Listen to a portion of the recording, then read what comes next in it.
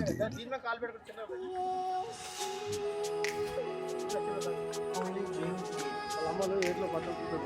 అయ్యో చూడండి, ఇక్కడ ఈ ఇల్లు అలా మొత్తం డ్యామేజ్ అయిపోయింది.